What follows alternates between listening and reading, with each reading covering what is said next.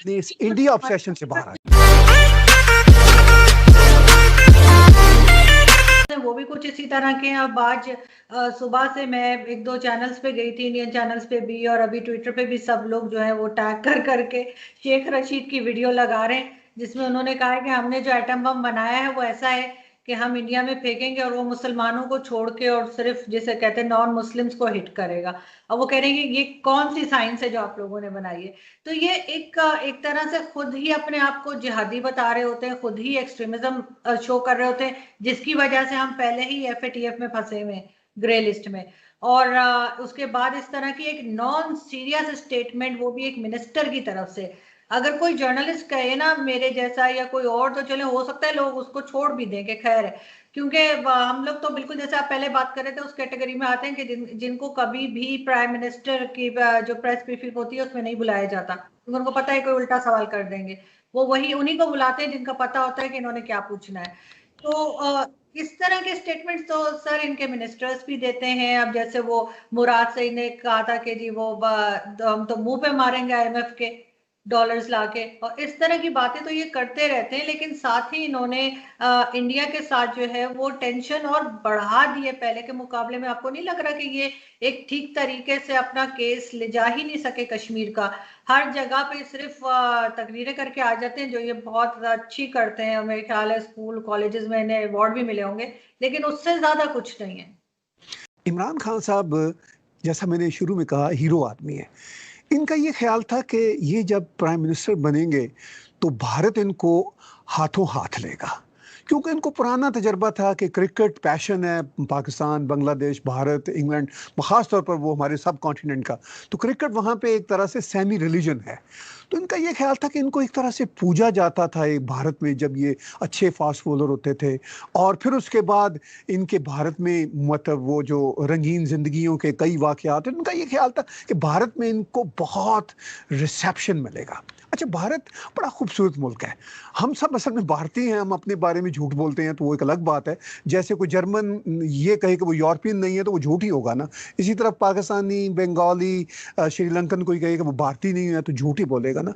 भारत के साथ आप मोहब्बत के साथ पेश आएँ तो बहुत मोहब्बत मिलती है, और ये मोहब्बत के साथ जब पेश पाकिस्तानी आया करते थे तो बहुत मोहब्बत मिला करती थी, मगर बदकिस्मती से ये डबल क्रॉस करते थे कि रात को जी हम बैठेंगे, गप्पे लगाएंगे, और सुबह क्रिकेट खेलेंगे, चाय पिएंगे, और अगली रात पठानकोट का हमला हो जाता था। तो भारत अब चेंज हो गया है। भारत ने कहा है कि नहीं, पठानकोट अब नहीं चाहिए, बॉम्बे नहीं चाहिए, दिल्ली की पार्लियामेंट का अटैक नहीं चाहिए, हमें अब सीधा सीधा चाहिए अच्छा रिलेशन।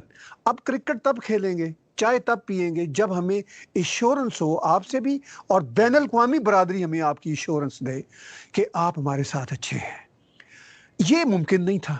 भारत में एक और तरह की मर्दाना वजाहत प्राइम मिनिस्टर नरेंद्र मोदी जी की सूरत में सामने आ चुकी थी, जो बहुत ही प्रैक्टिकल इंसान है, और उनके यहाँ उनका जो मर्दाना वजाहत का कॉन्सेप्ट है वो इमरान खान के मर्दाना वजाहत से बिल्कुल डिफरेंट है। उनकी मर्दाना वजाहत का ये स्टेटमेंट था कि अब गोली और बारूद के माहौल में दोस्ती नहीं चलेगी। अच्छा, ये इनको अंदाजा नहीं था कि इतना टफ होगा। इनका ख्याल था अच्छा कि हम अमेरिकन की मदद से, सऊदियों की मदद से भारत के साथ बहुत अच्छे मरासम कर लेंगे, लेकिन असल में अब अमेरिकन भी पाकिस्तान से बहुत बेटरे हो चुके हैं फॉर द पास्ट 3 ईयर्स। खास तौर पर उसमें सदर ट्रम्प का मसला नहीं है। सदर ट्रम्प तो खैर खुद एक अनप्रेडिक्टेबल कंफ्यूज आदमी है। वो अमेरिकन एस्टैब्लिशमेंट बिल्कुल जैसे कहते हैं ना नेक टू नेक आ चुकी है। हमारी इंफॉर्मेशन थिंक टैंक्स की यहाँ पर ये है कि अमेरिकन ने अब सऊदी एस्टैब्लिशमेंट को कहा हुआ है कि आप पाकिस्तान को डील करें। अब वो तो डायरेक्ट डील भी नहीं करते। अब सऊदी, अच्छा सऊदी भी वो जिसे कहते हैं ना नक्को नक हो चुके हुए हैं इनसे। वो इसलिए कि इनकी बात आज सुबह आज कुछ होती है, सुबह दोपहर कुछ होती है, शाम कुछ होती है। जैसे वो डॉक्टर दवाइयाँ देते हैं ना 3 सुबह दोपहर शाम, तो ये इस बेस पे चलने वाली एस्टैब्लिशमेंट और इनके पपेट्स हैं।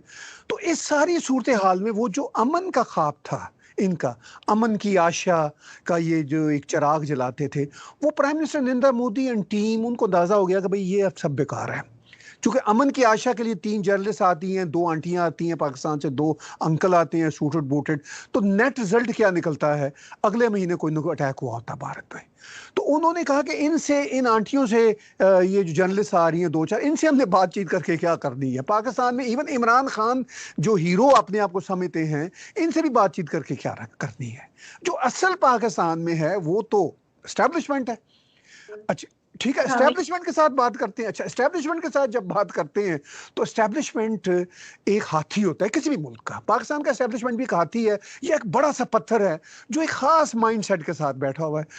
देखिए, पाकिस्तान की एस्टैब्लिशमेंट के लिए एग्जिट स्ट्रेटजी कोई नहीं है, एग्जिट कोई है ही नहीं कि क्या करें।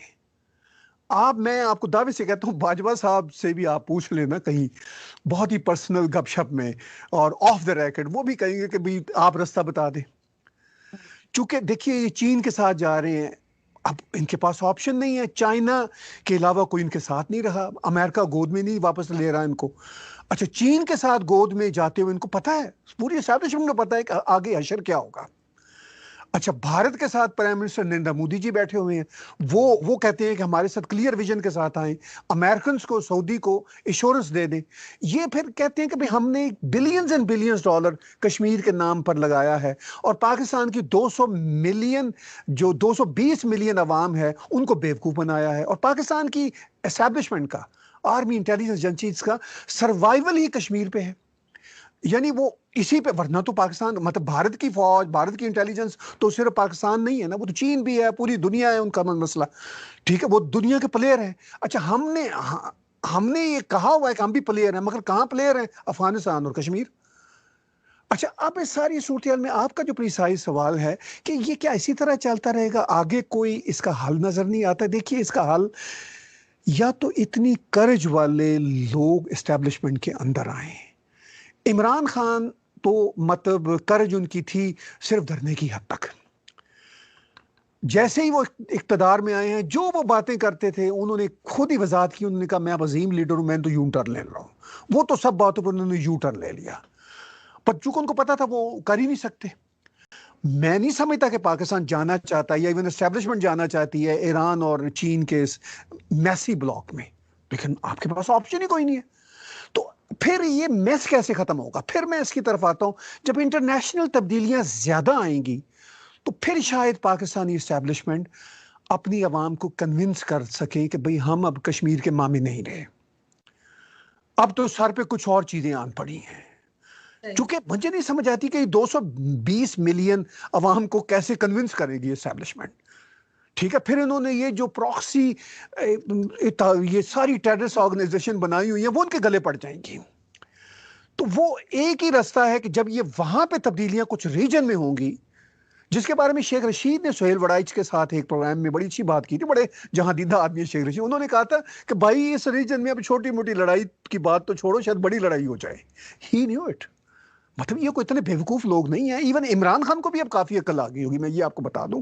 अब पब्लिक कंजम्पशन के लिए वो तस्वीरें फेरते रहे, जो मर्जी कहते फिरें, वो एक अलग बात है। लेकिन जब आप पानी में छलांग लगाते हैं, तैरना आता हो ना आता हो, तो आप फिर तैरना आ ही जाता है, आपको लाइफ जैकेट फिर आपको लग ही जाती है। सूरत बड़ी खराब है। या तो पाकिस्तान की एस्टैब्लिशमेंट बहादुरी का मुजाहरा पहले कर दे। मैं दावे से कहता हूं, ये जो $1 बिलियन के लिए तरस रहे हैं ना, अगर ये भारत को यकीन दिला दें कि हम आपके साथ ये वाला काम बंद करेंगे। चूंकि ये जो आपने एक और बड़ी अहम बात की थी, मैं उसको भी छेड़ना चाहता हूं थोड़ी सी। आपने कहा था क्या वजह सिर्फ कश्मीर या भारत और पाकिस्तान के मसाइल के बीच में? एक और बड़ी वजह है, इससे भी बड़ी वजह है, वो हमारा पाकिस्तानियों का आइडेंटिटी क्राइसिस का इशू है, जो हमारे बैक ऑफ माइंड में, हमारे दिमागों में, हमारी जीन्स में रच बस गया है। जो मेरे बुजुर्ग थे या मेरे तक भी जो लोग थे, उनको ये समझ आती थी आइडेंटिटी क्राइसिस की।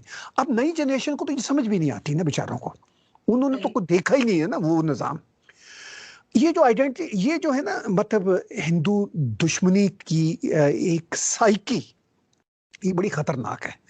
बहरहाल अगर इस साइकी से ये बाहर आ जाएं, भारत को एश्योरेंस दिला दें, ये धरती जो पाकिस्तान है ना, ये भारत की धरती है।